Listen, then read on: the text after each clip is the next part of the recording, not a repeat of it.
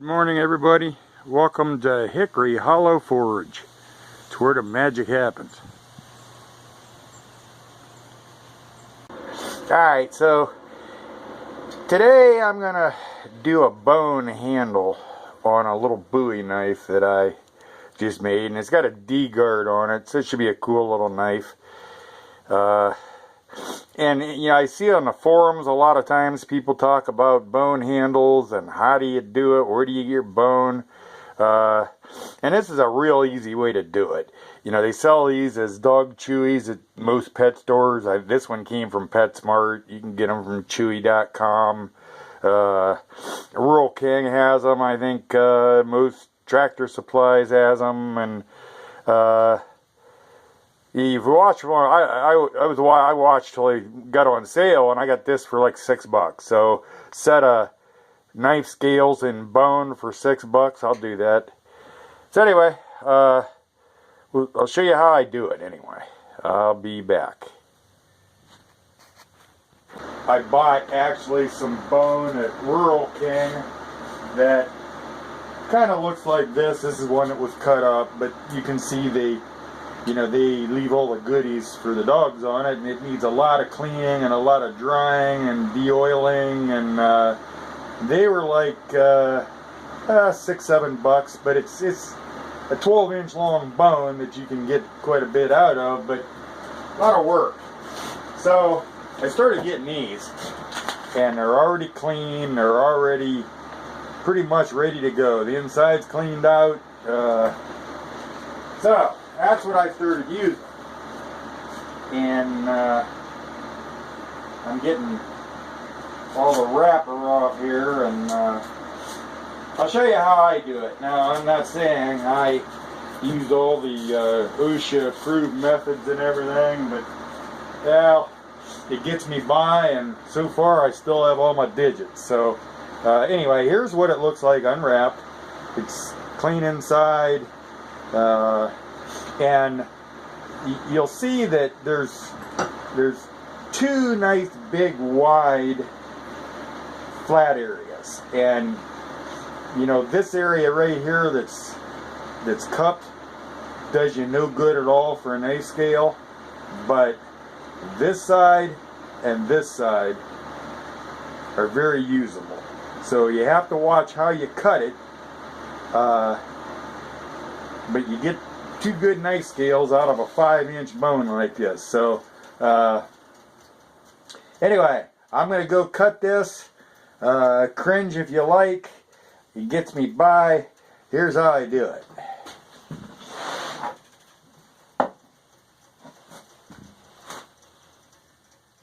So in an effort to continue to have all 10 digits, I hold the bone with channel locks. I have had them get away from me, so if it gets away, it's going to fly, but it's not going to hurt me or too much else, I hope. So anyway, here we go. This is how I do it.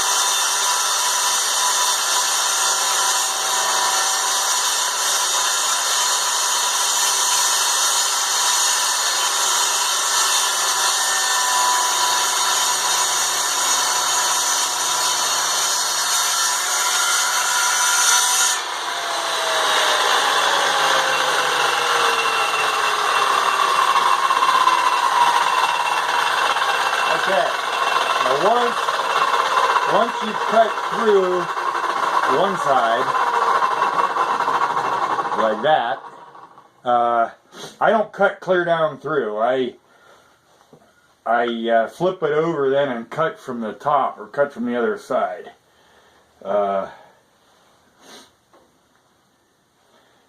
It just seems to give me better control of what I got there. So anyway, so now we cut the other side, and we'll have a flat.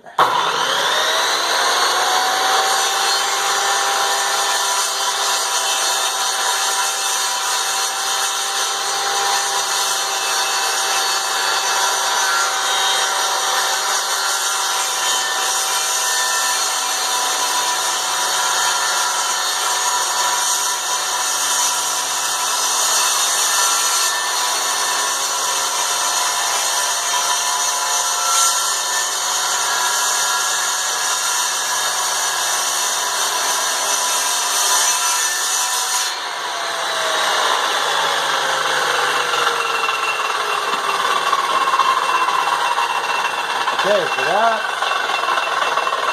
that's what I get out of that.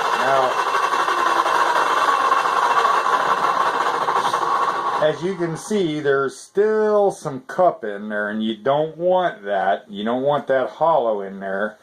So we'll continue to work this. I'll show you that here in a few minutes. But so there's one scale, one side of a knife out of that bone. And now we'll go get the other side.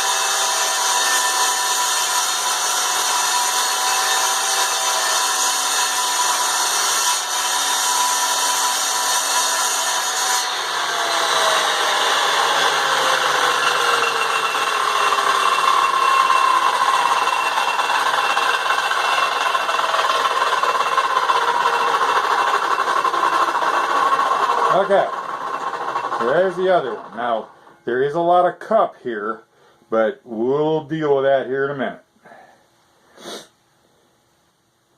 Okay.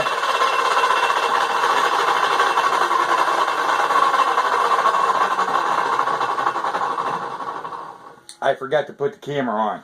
So, what I just now did was bring this back in and just cut, well, this sliver. This sliver was on here. Where are we at? Right here. This sliver was on there, and I removed that from the top, and anyway, that took most of that out, and it gives me a little wider edge right here, a flat, where you actually shape down to the handle. But we'll need to get rid of a little more of this, so we're going to go to the grinder next. So stick with me here. Alright, so now we're just going to take a little more, take that down a little bit, get rid of some of this, get that flattened down and smoothed off, and where it'll sit on the knife nice. Be right back.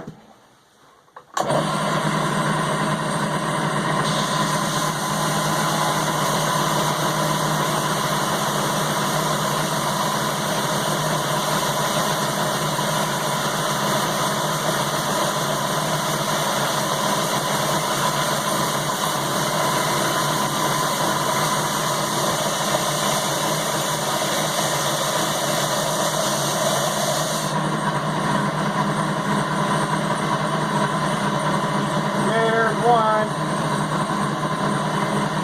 Now we'll work on this one.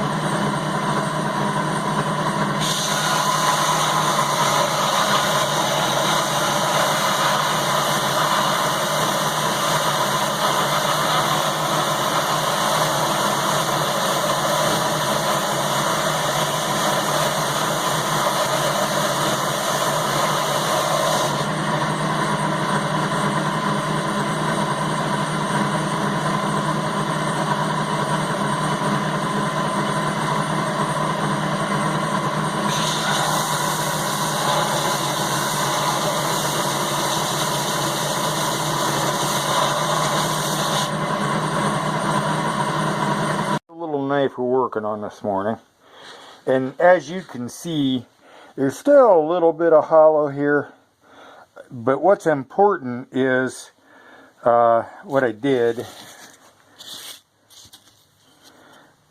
lay the knife on there like that and trace that out. Now what's important is these lines need to stay on the flat. And right here is just catches a little bit of the hollow, so I'm going to move that down, or move that up a little bit and play with it a little bit. And the D-guard back here in the back has enough lip that it'll cap across this, so that won't show and really won't affect anything. That hollow will all be filled with epoxy. So you'll see here in a few minutes. Just use a real fine-tooth metal cutting blade and a saber saw to cut that rough shape out, but stay away from your line a little bit. We'll sand into the line. So here's all I do.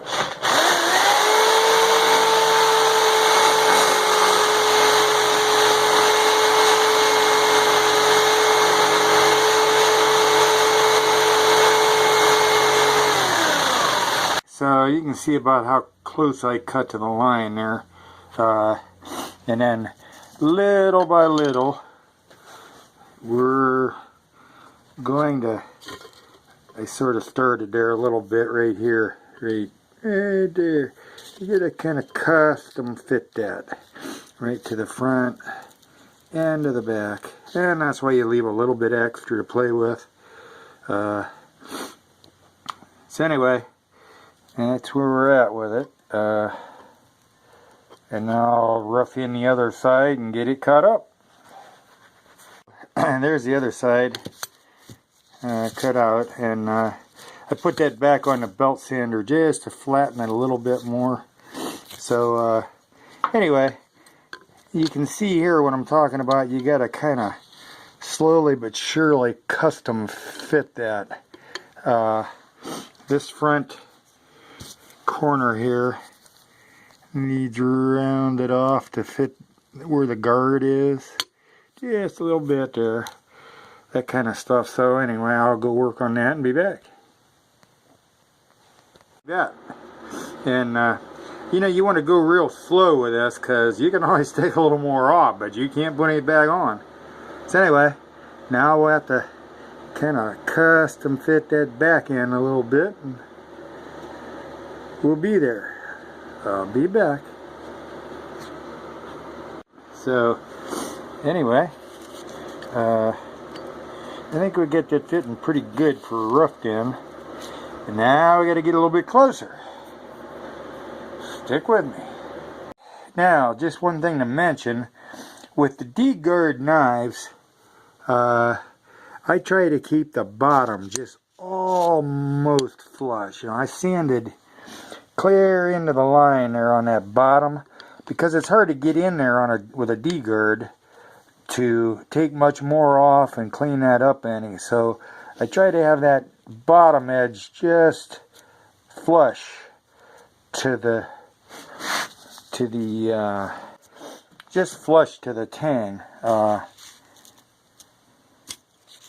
because like I said, it's hard to get in there. Now on the top, I can work at with a belt sander or whatever and finish the top edge. So if you're going to leave any extra, leave it on the top. Now if it's not a D-guard knife, it doesn't matter as much. So anyway, now I got to kind of custom fit that other side. Be back. Okay, now you can see what a flat edge that has on the top and a sharp corner here. Now the other side just kind of naturally doesn't. You can see how it's rounded.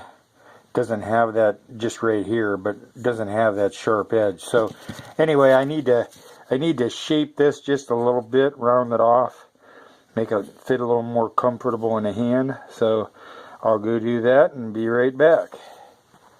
So that's a little better. And that's all just belt sander work.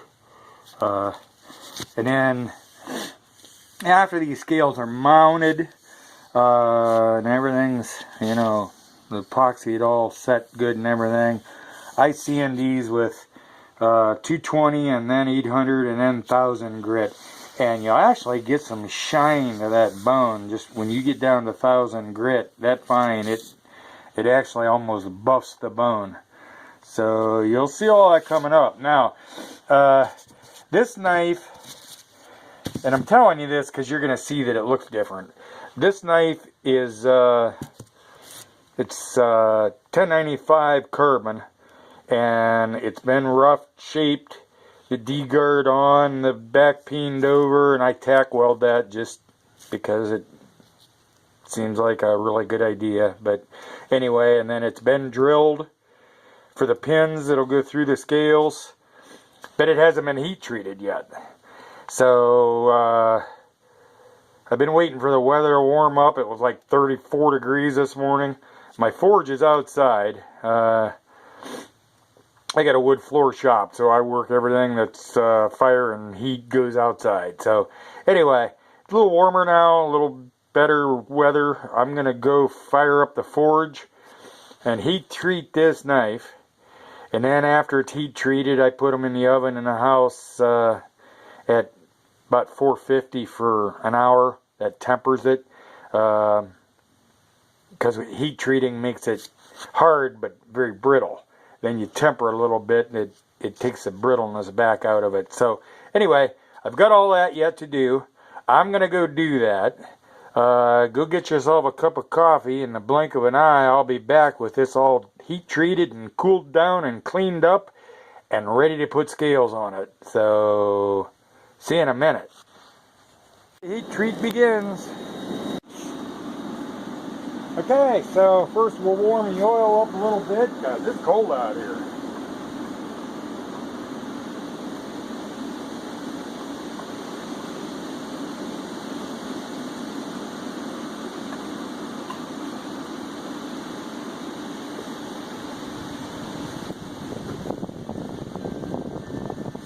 Here we go.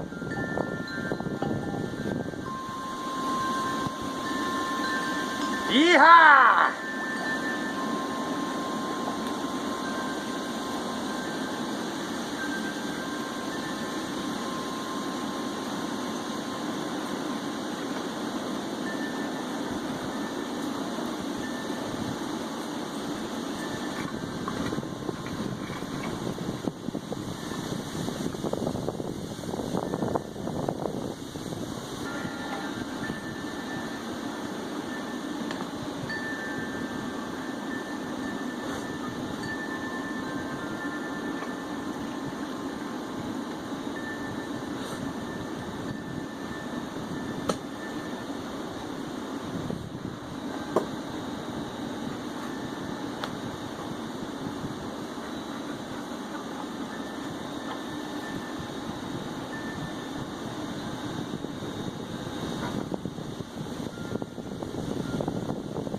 Little Dawn dish soap and a scrub brush to get the oil off, and then it goes in the oven.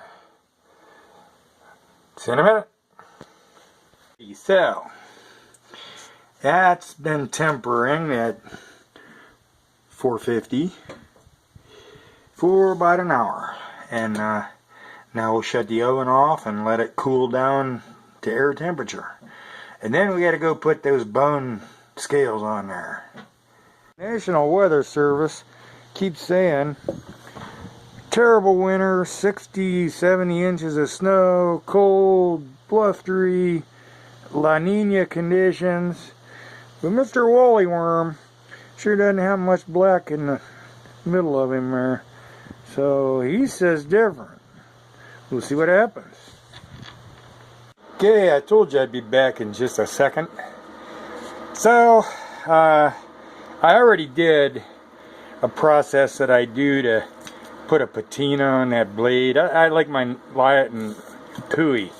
I make my knives to kind of resemble Civil Warrior knives. And a lot of guys use, I think it's boiling vinegar that does a patina on the blade.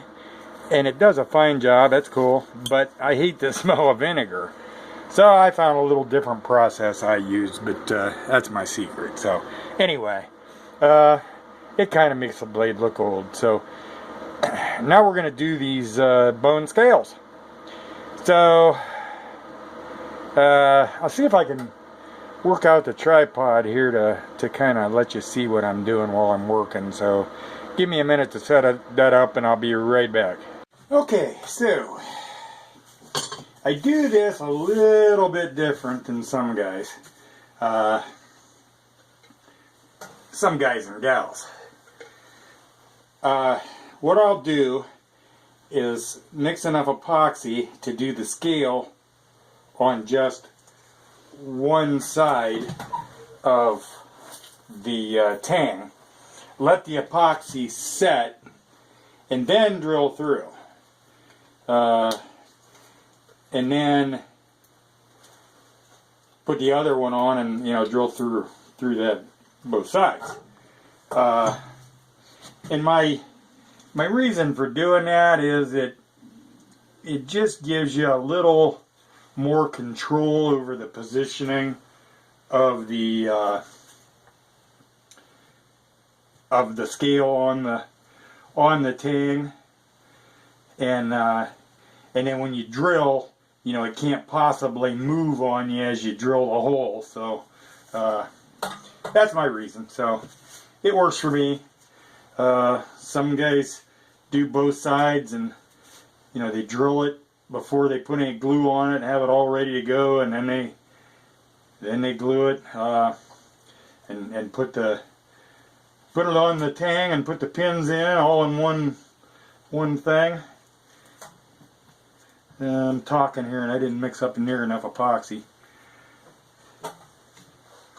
So anyway,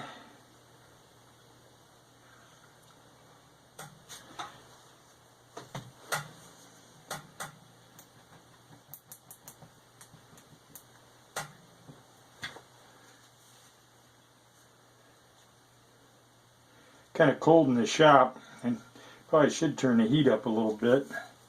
It's about 60 in here.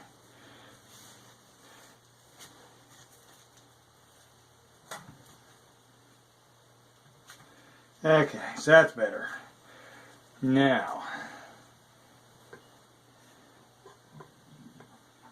I set that scale on.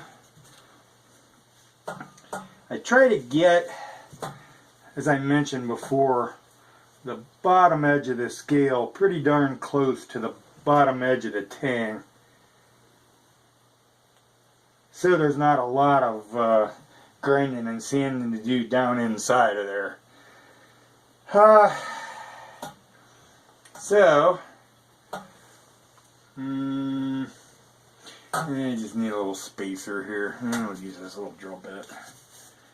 Okay, and then for these bone scales, I don't clamp it. I just set something on there as a weight. And the reason being, if there's any irregularities, the epoxy will fill the irregularity. But if you clamp that too tight and there's an irregularity underneath there that you squeeze the glue out of, you'll crack the bone. Yeah, ask me how I know that. So I don't clamp them. I just put a little weight on there and let the epoxy fill any irregularities or voids, and they'd be very minute anyway. So anyway, that's 5-minute epoxy. I usually give it 20 minutes. It'll be plenty cured, not gum anything up, and then we'll drill that. So I'll be back here in a few minutes and show you that. Okay, welcome back. So while I was waiting on the glue to set up, I went ahead and cut the pins, which it's just 3/16 bar stock. You get it Menards or Lowe's. So there's a 3/16 drill bit, and yeah, I don't have a drill press. Wish I did. But now what you want to do, you want to always have it on a board when you drill it as a backer. If you don't, when the drill bit comes through, it'll chip the bone, and sometimes it does a little bit anyway, but that backer board helps to prevent that. So the hang will act as a guide for you.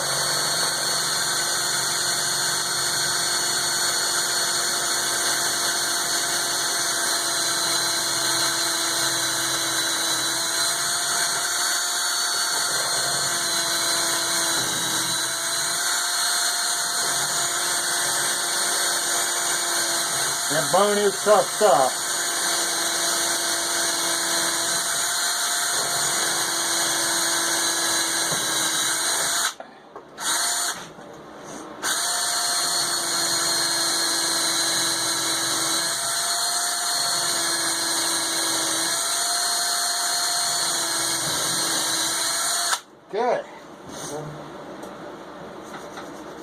No chips, that's good. There's the holes through. So now we're ready to put the other scale on there.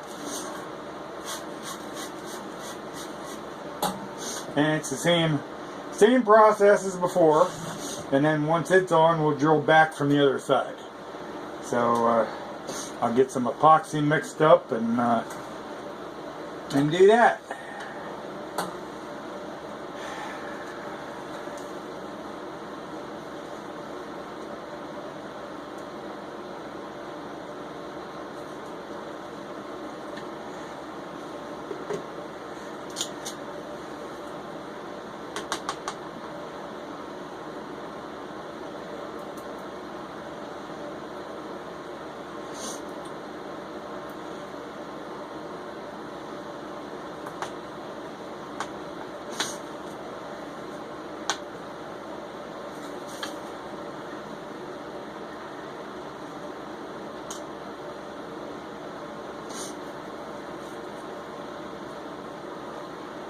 I got a shop kitty that she's out exploring right now, but yeah, she keeps the mice out of the shop, and I just saw me pull it off there. That was a cat hair.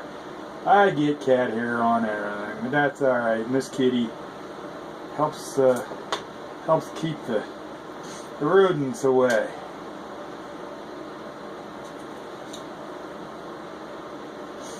I never was real big on cats, to tell you the truth, but Miss Kitty doesn't know she's a cat, so she's kind of a sweetie.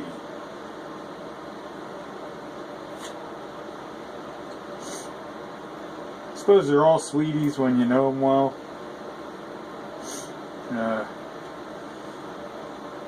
Cat's never seemed to like me before, but she does, so that makes her a good one. Okay, there's plenty of epoxy on there. We probably ought to put it the right direction.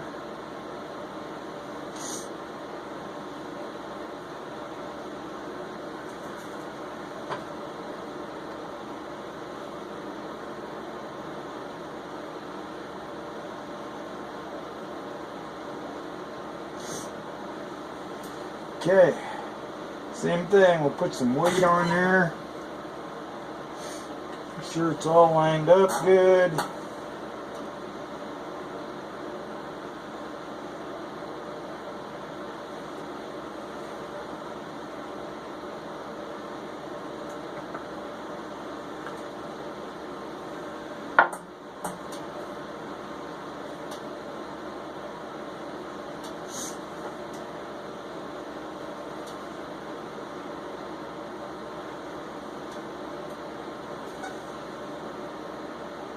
Okay, see you in a half hour.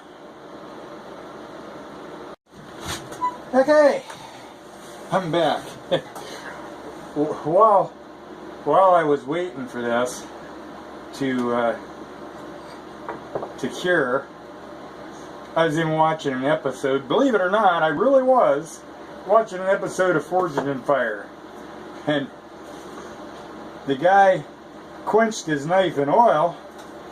And actually, he was the guy I was hoping would win. I really liked the guy, but he quenched it in oil, and it caught on fire, which he said isn't normal for him. So then he went to water, and I paused it to come back out and work. So I don't know how that went for him, but it's probably brittle. It's probably like glass. But anyway, so here we are. This side's still not drilled, this side drilled. We drill from this side back through to that side, and we're good. Again, have a backer board.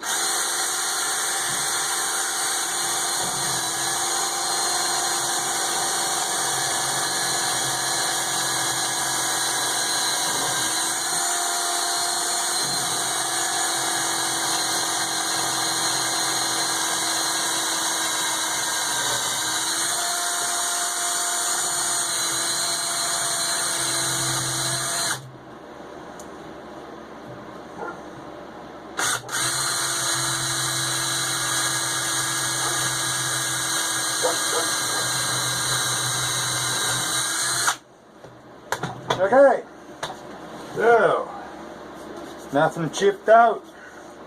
We're good there. We're good there. Some glue needs cleaned up, and some shaping needs done. But so anyway, we'll go ahead and put the pins in, and then I grind the pins off flush while I shape it. So one more little batch of epoxy.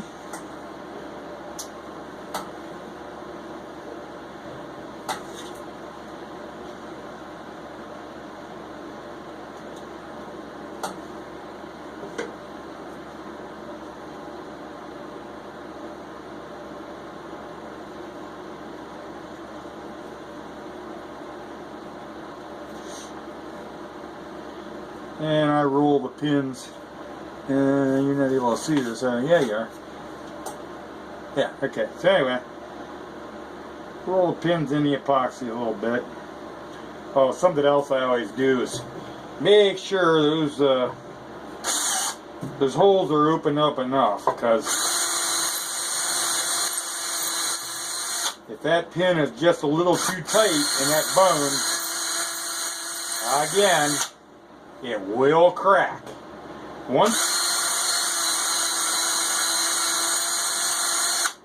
that's all cured, the epoxy's cured and everything's all set up and everything, it's a good strong handle, but that bone is somewhat fragile in the process of working on it. So, gotta grab a hammer.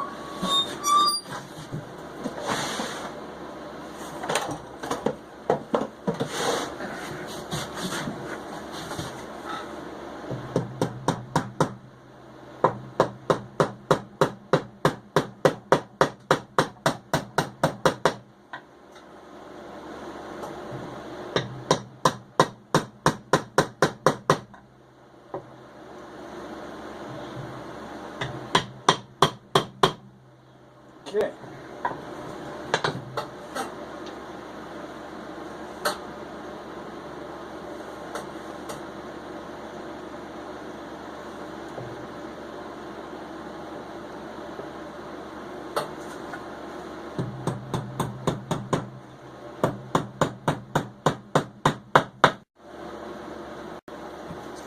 Okay. So all the pins are clear through on both sides. We'll let that epoxy cure so it doesn't, because it'll gum up the belts and bad, you try to grind that and you get a mess. But so once that cures, we'll grind that all the pins off and shape the handle a little more and clean it all up and sand it real fine and polish it, and it'll be pretty. So I'm going back to forge it in fire while this cures and see how that guy did with the water quenched blade. See you in a few minutes. So it's just a matter of grinding and cleaning up and evening up, and there we go.